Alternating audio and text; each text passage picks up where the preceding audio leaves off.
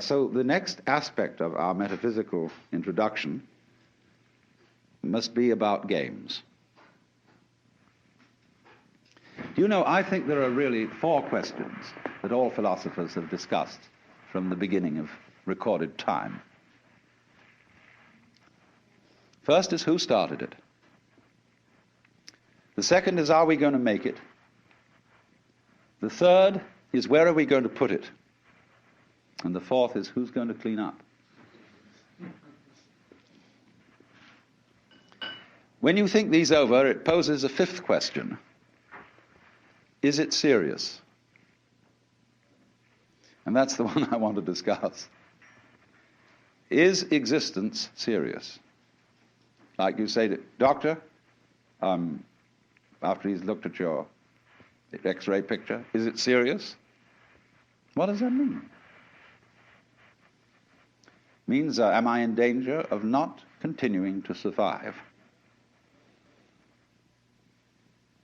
The question is, ought I to continue to survive? In other words, must I survive?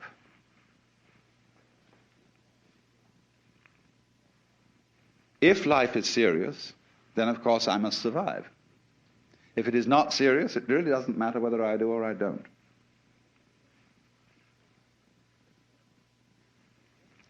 Now, in Western culture, it is practically a basic assumption that existence is serious. This is particularly true among people who call themselves existentialists. When they talk about a person who exists authentically, they mean that he takes his life seriously and other people's lives seriously. But the poet and essayist G.K. Chesterton once observed that the angels fly because they take themselves lightly.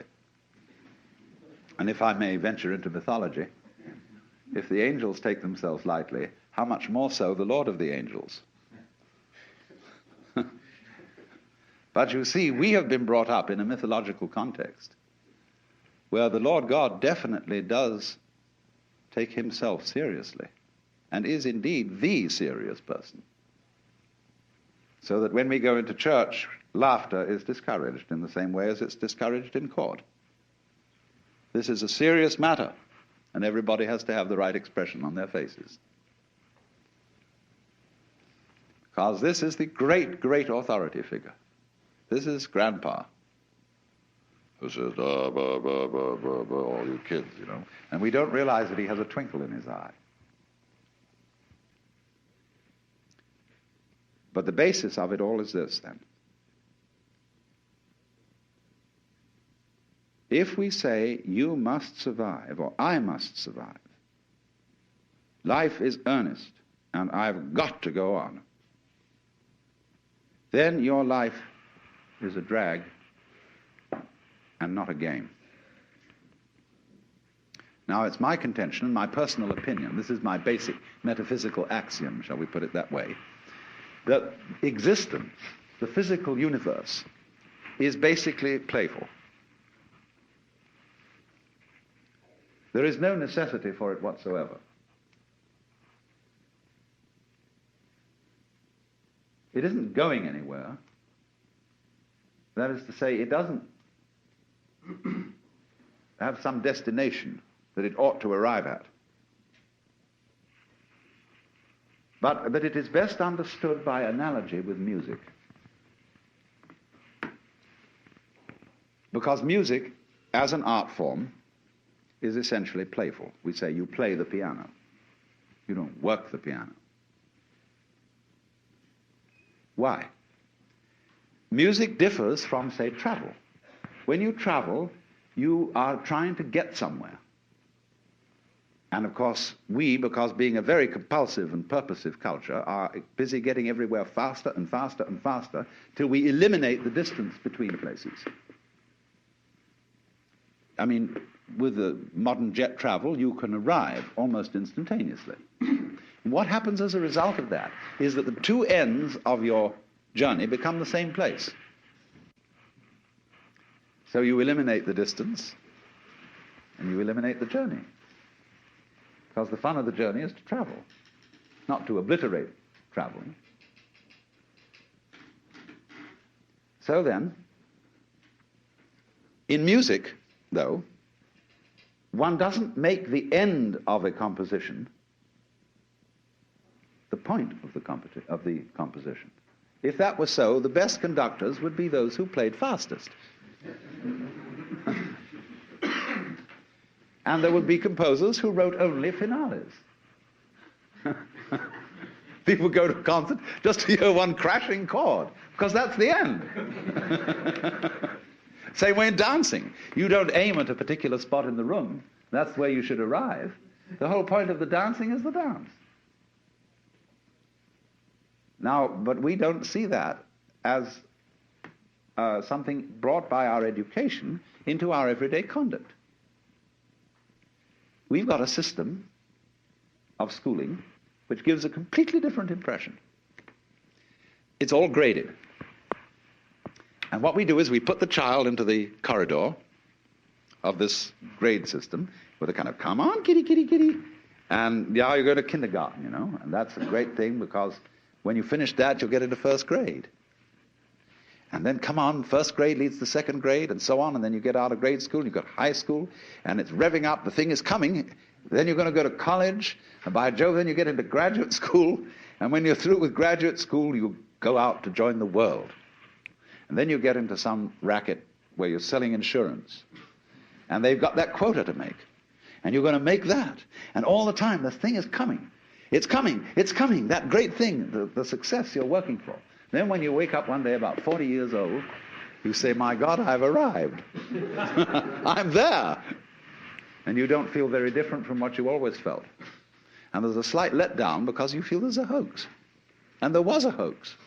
A dreadful hoax. They made you miss everything by expectation. Look at the people who live to retire and put those savings away. And then when they're 65, they don't have any energy left. They're more or less impotent.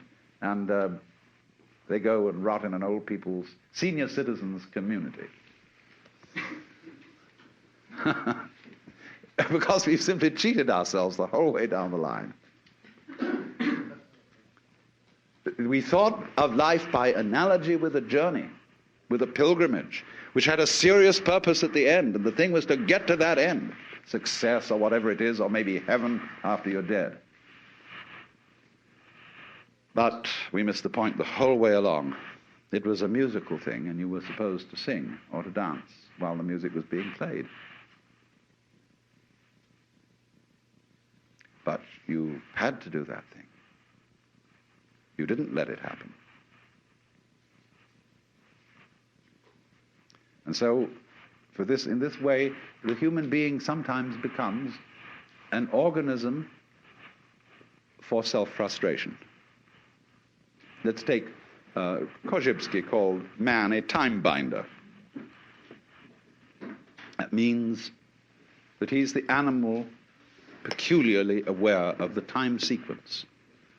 And as a result of this, is able to do some very remarkable things. He can predict.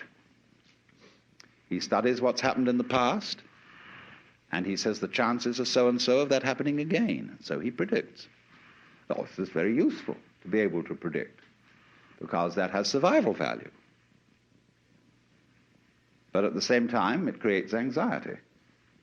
You pay for this increased survival ability involved in prediction by knowing that in the end you won't succeed.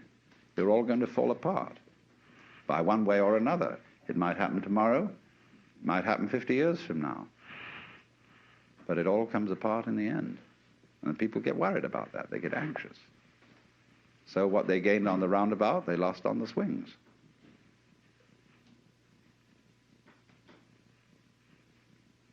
So then,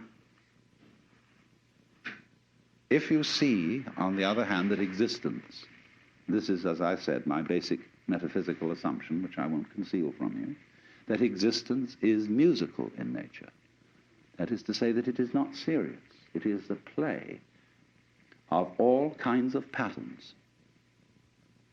We can look upon different creatures as we look at different games, as we look at chess, checkers, backgammon, tennis.